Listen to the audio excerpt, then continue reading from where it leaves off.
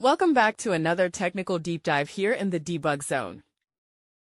Today, we're tackling a big question and breaking it down with insights from other users. Hopefully, this clears up some misconceptions and helps you get the answer you need.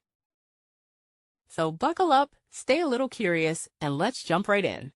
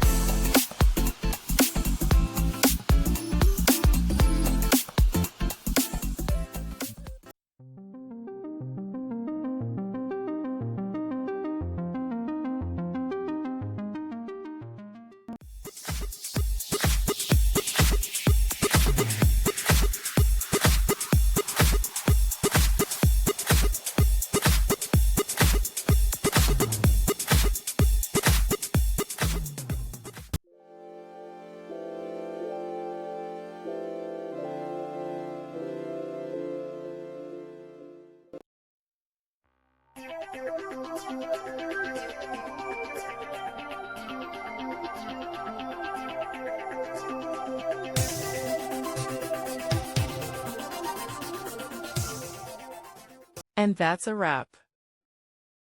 I hope you found the answer you were looking for. If you did, take a second to hit that subscribe button. It really helps out. And let me know in the comments which solution worked best for you.